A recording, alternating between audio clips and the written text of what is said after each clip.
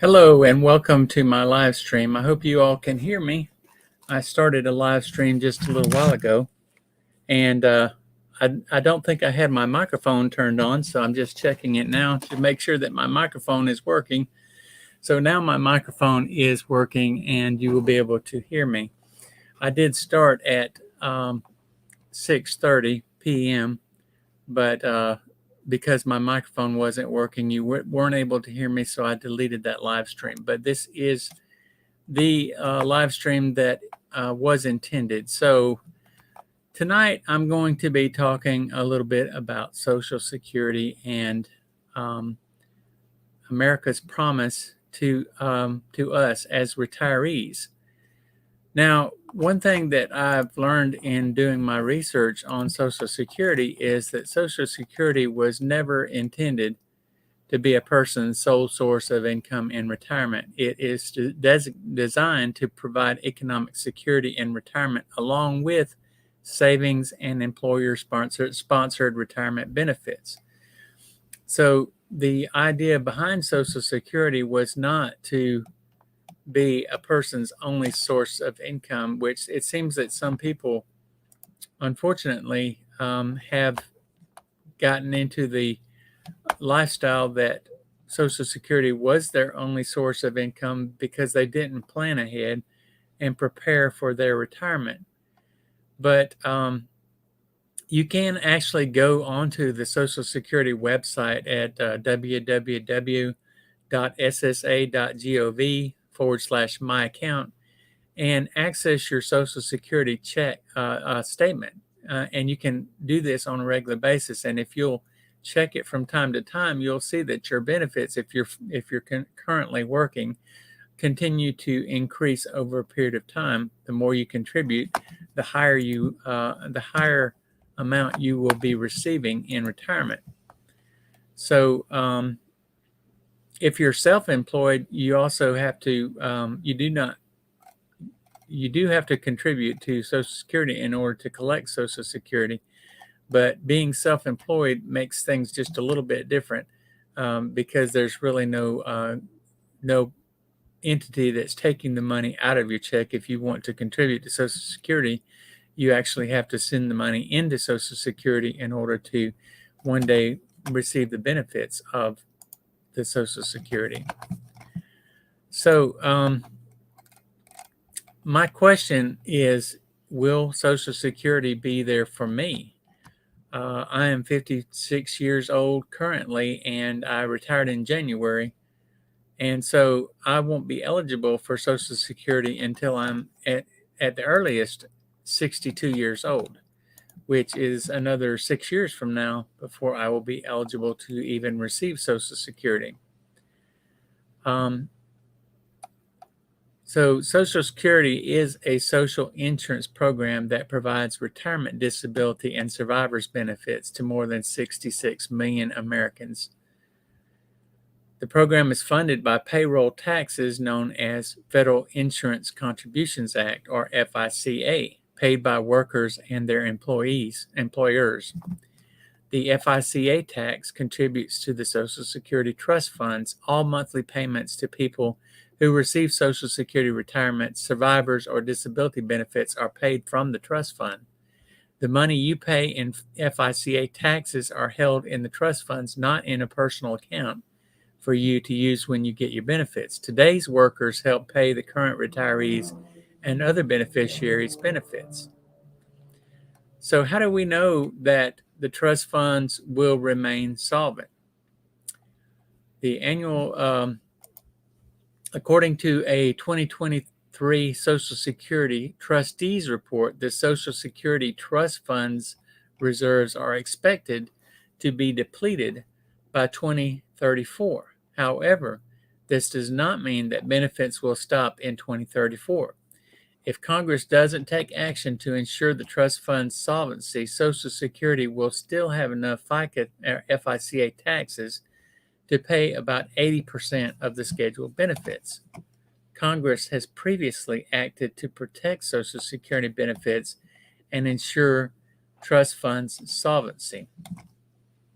Now, there was a bit of news today that I found to be very interesting, and that is that one of the presidential candidates has withdrawn from the race, and that would be Joe Biden. He has succumbed to the pressure of his party and has withdrawn from the presidential race, and so he is no longer going to be running for president in November. So that means that most likely that he has endorsed Kamala Harris to replace him as the party's representative on the presidential ballot in November. So the question is, will we have Social Security and will it run out? So here's what could happen to your benefits according to a report by NBC. The financial markets are the financial future of more than 70 million Americans who receive Social Security benefits is slightly more than anticipated, according to the agency's annual trustees report. Released May 6, the trust fund reserve used to pay beneficiaries are projected to become insolvent in 2023, a year later than previously projected. And Social Security will still exist, according to the trustees' findings, but retirees will only receive 83% of their benefits. Preventing that shortfall requires congressional action and would likely involve trimming benefits to increase the Social Security payroll tax. So, how is Social Security financed? It's funded through payroll tax deductions, as we've mentioned earlier, through the FICA. So when you contribute to the Social Security, the money doesn't go into a specific account, as we mentioned, but it goes into a trustee's account that is used to pay all beneficiaries. There are also cost of living adjustments every year for Social Security.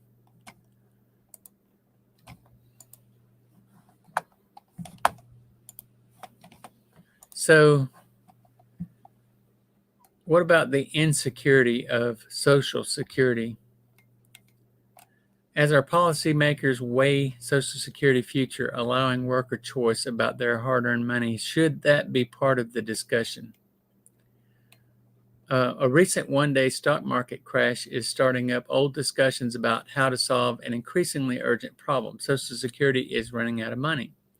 Here's how the system is supposed to work. If you earn $30,000 per year, the federal government takes 6.2% or $1,860 in payroll taxes from you, and the other 6.2% from your employer, and puts it into a Social Security trust fund. That money is then paid to retirees based on how much they paid into the system over their working years, working lives.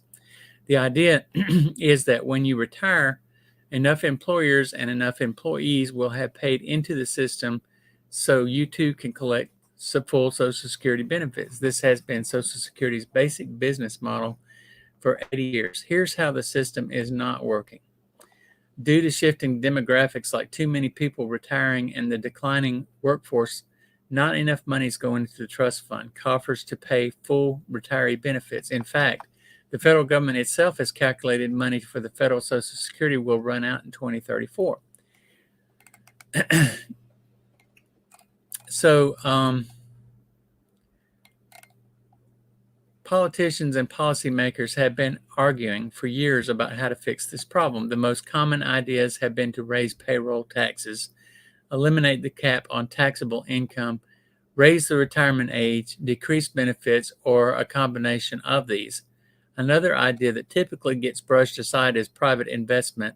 Instead of putting all 6.2% in payroll taxes into the government trust fund, let younger workers put some of their money into private investment funds.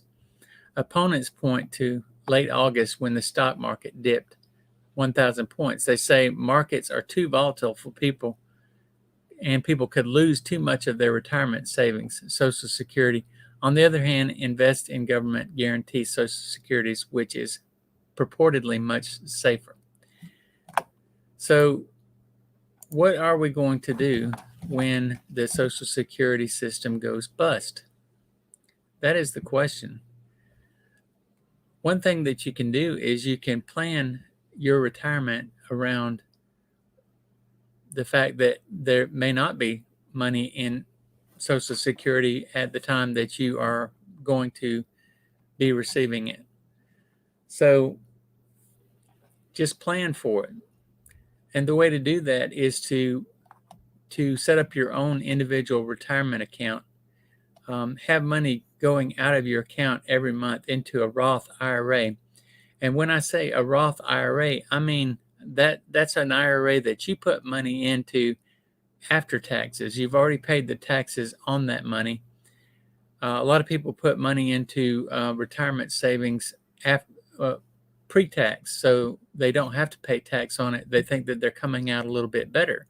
But the fact is, they're really not coming out any better by taking the money out pre-tax. The best way to do it is to take your money and put it into a Roth IRA, and the Roth will take the tax out before it goes into the IRA, and that way the money just builds up as time goes on.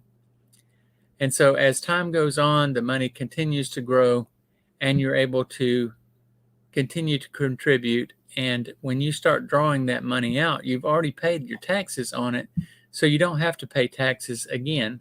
And all that money is just going to be growing and making money for you during that time.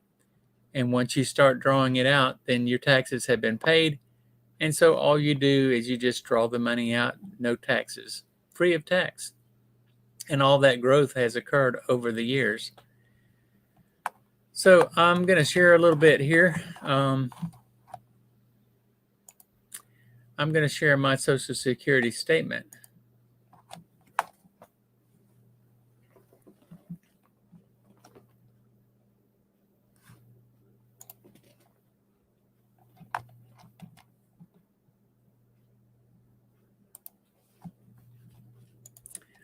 Okay, this is my Social Security statement, and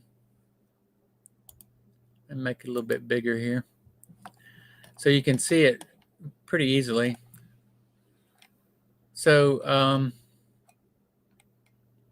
it says I've earned enough credits to qualify for retirement benefits, and my full retirement age is 67 based on my date of birth, which is February 21st, 1968. The chart shows when when I'm first eligible to start drawing Social Security, how much I can draw at each age. So I'm looking at the chart here, and it starts at age 62. I can draw $2,097 of my benefits. So at 63, I can draw $254 of my benefits on a monthly basis. 64, $2,427 of my benefits. 65, $2,652. And then full retirement age would be $3,105 a month of Social Security benefits. I've already decided in my planning that I'm going to go ahead and start drawing my benefits at the age of 62, because the way I look at it is when you're 62 years old, if you go from 62 to 67, that's 5 years. And during that 5 years, if I can be drawing $2,097 every month instead of the government holding on to it, for one thing, you're not guaranteed to live you're not guaranteed to live another day. So, as soon as you're eligible to draw it, my opinion is that I should draw that money and go ahead and start enjoying the benefits of my contributions over the years. So if you add that up, $2,097, $2,097 by 12, which is 12 months,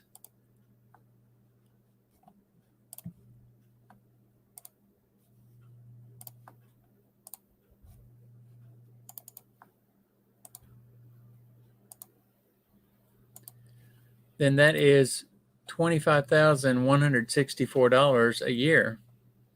And then if you multiply that by 5,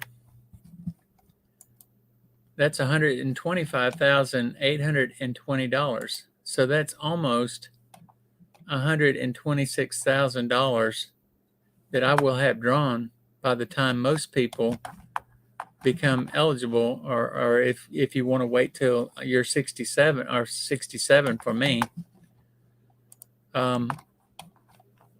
then that's a lot of money.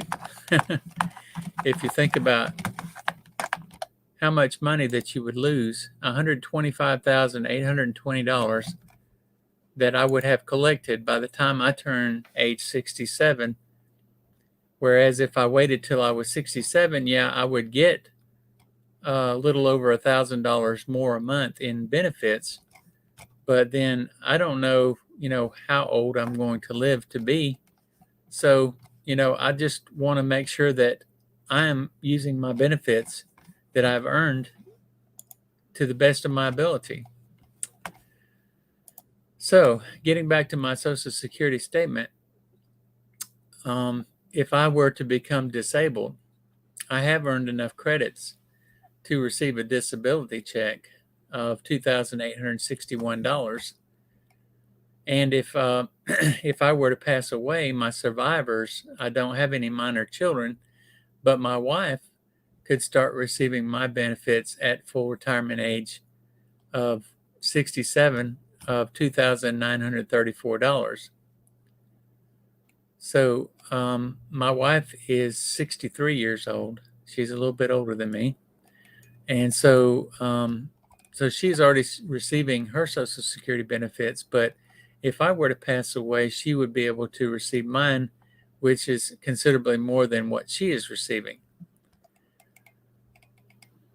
So this talks about my earnings records. So like I said, you can go to the Social Security website and you can pull all this information up.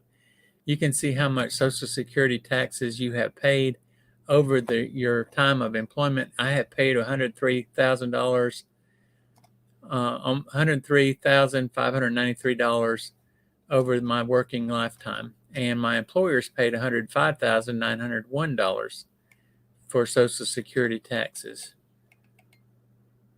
So it also gives you a little worksheet to see if you are retirement ready, and if you've saved enough to be able to retire. So that's a little bit about Social Security. You want to make sure that Social Security is going to be there for you when you do retire. You don't want to get to the end of your working career and find out that this is no longer available after you've paid in for so many years. I just I get a little bit of a sour taste in my mouth when I think about Social Security cutting my benefits because they're not solvent, or because they don't have enough money to continue to pay Social Security over my lifetime.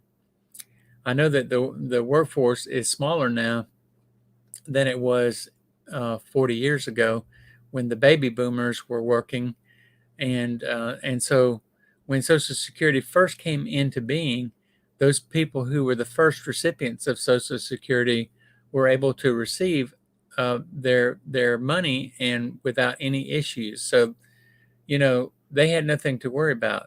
Then the baby boomers came along. They were a large group, and so they started depleting the Social Security funds at a very high rate because there became more people more people receiving Social Security than those who are actually working and earning the living to pay into Social Security. So I am optimistic about the government's ability to provide Social Security. The Social Security trustee report does say that the Social Security funds will be available It was released in 2023. If you want to look at that, the revert, it does say that that they project that the trust fund reserves will be depleted by 2034. However, this does not mean, as I mentioned in the past, that the benefits will stop in 2034. But there does need to be something done by Congress to ensure that Social Security is solvent and that the funds for the Social Security program will have enough FICA taxes coming in to pay at least 80% of the scheduled benefits. In the past, Congress has acted to ensure the solvency of trust funds and protect Social Security benefits. Social Security is actually more than a retirement. It is there for workers and their families well before you retire. So contributing to Social Security also provides money for those who are receiving disability and those who are receiving survivors benefits. So if the need arises during your working years, that is there for you and available so that you'll have that kind of a cushion to fall back on. Social Security does cover more than 180 million workers in the event of death or disability. 1 out of 4 workers who is 20 years old in 2023 is currently projected to become disabled and qualify for Social Security benefits before they reach their normal retirement age. 1 out of 8 of 20-year-old workers expected to die before they reach retirement age. For example, if a 30-year-old worker who earns a medium wage and has a spouse of 2 minor children becomes disabled, the present day value of lifetime disability benefits would be about $900,000. If that same worker were to die, their family survivor benefits would average about $880,000. So you do want to be informed and you do want to be prepared for issues coming out of Social Security. And, we're not really guaranteed anything. You don't know how the country is going to go. You don't know what situations are going to happen and how things are going to change. You don't know if you will be able to live long enough to receive Social Security benefits. So you just have to live day by day and make the best of it if you can, and enjoy yourself. Prepare for the future. Hopefully you can get into a job that has a pension. Those, as I mentioned before in my previous live stream, pensions are becoming few and far between. Most younger people are not receiving pensions in the workforce. Let me pull up a little bit of statistics here on the pensions. So according to Equitable, the funded ratio for U.S. state and local pension funds could increase to 80.6%. Okay, hold on.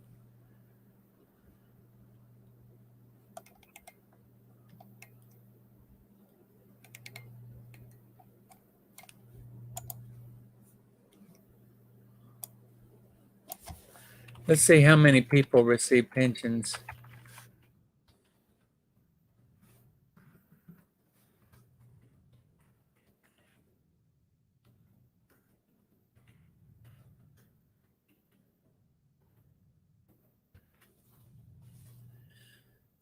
So as of October of 2023, about 14.2 million state and local government workers, or 75% of those who participate in workforce retirement plan, are in a pensions plan. In the private sector, about 13.8 million workers, or 49% of those who participate in a retirement plan, are in a pension plan. So you see that the pensions are in the private sector are very rare. I mean, they're not as common as they are in state and federal government employment. Here are some facts about Social Security. Social Security is more than just a retirement program. It also provides important life insurance and disability protection.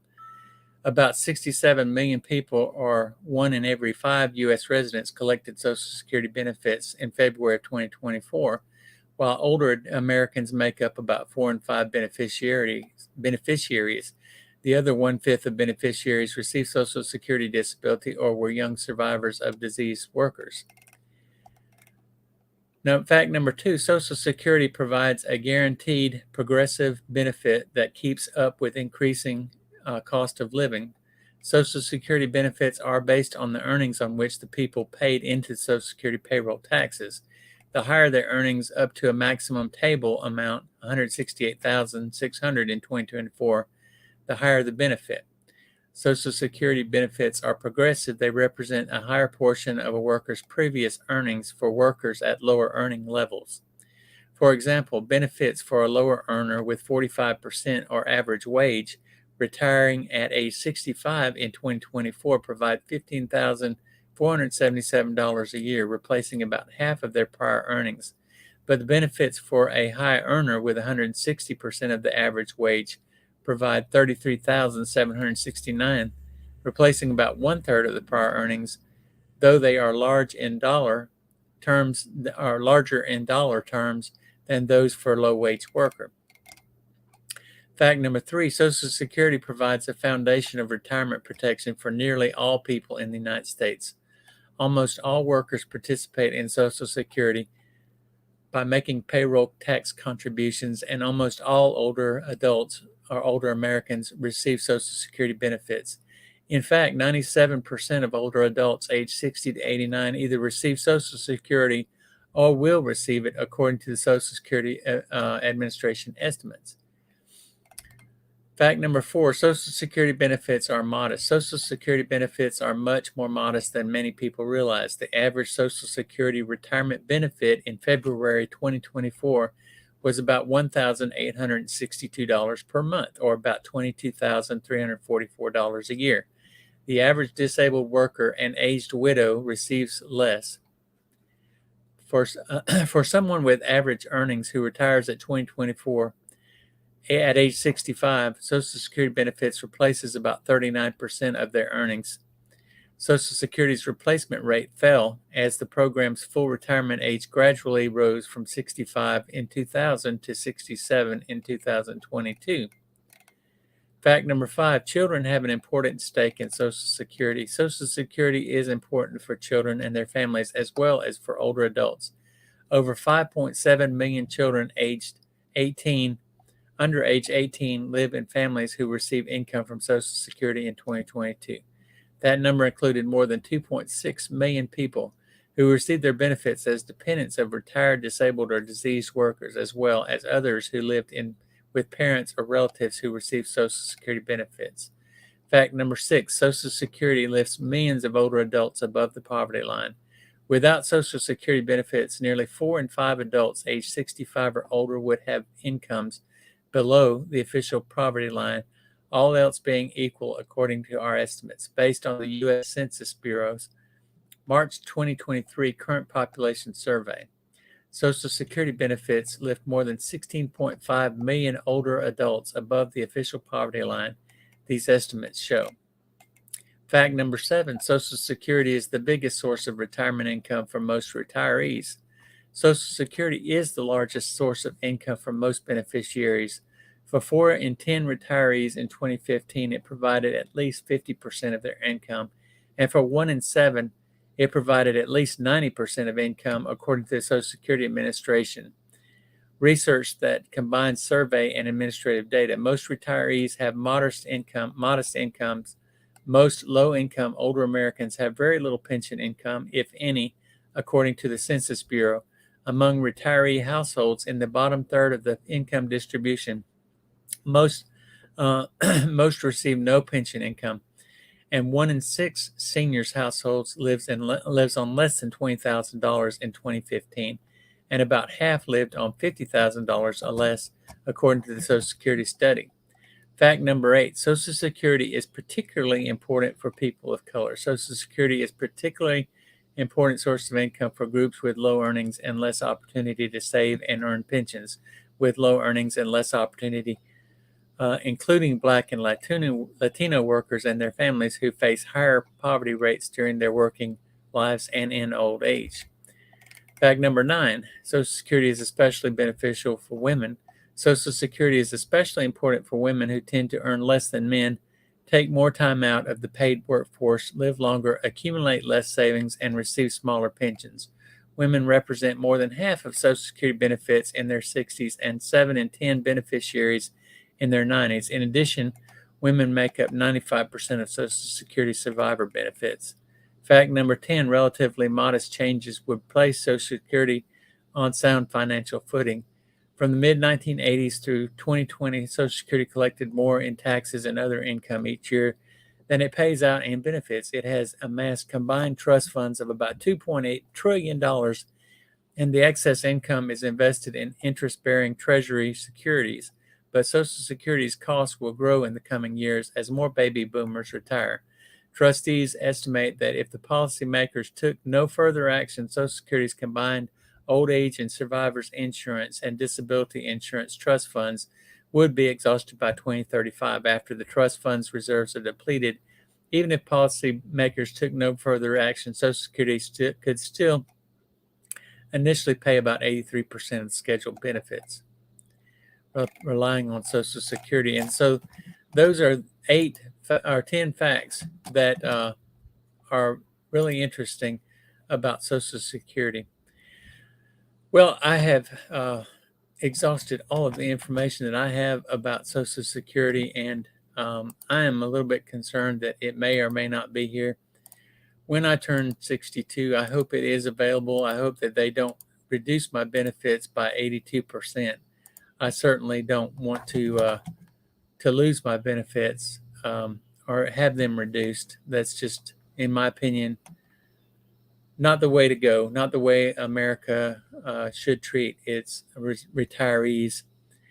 And also, we need to think about veterans. I am a veteran of the U.S. Air Force. I served 20 years in the Air Force.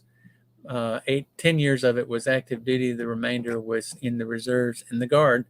And so I believe that the United States has an obligation to make sure that they are able to contribute the retirement benefits that I should be receiving once I turn 59 and a half. Because I served in a war zone, I will be able to start receiving my retirement benefits when I become 59 and a half instead of waiting until I'm 60. When I talk about my retirement benefits, I'm talking about the pay that I'll be receiving as a military retiree.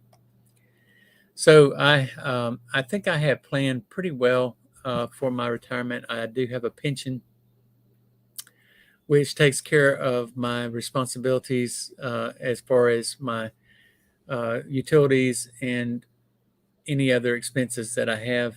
So that's great. I also will have my military retirement. I will have that when I'm 59 and a half. When I turn 63, I will have access to a Roth IRA that I have been contributing to for the last 15 years. And so I will be receiving that, and I will also be receiving my Social Security at the age of 62. So, it's good not to have all of your eggs in one basket. It's really good to plan and prepare and make sure that you are going to be able to make it even if Social Security is not around. So with that being said, I'm going to go ahead and conclude this live stream. I hope you all have a great day. I hope you've enjoyed this video. If you have, be sure and give it a thumbs up and a like. And if you're not already a subscriber to my channel, please subscribe and come back and see me on the next live stream. Thank you so much, and I will see you on the next one. Love you guys. Bye-bye.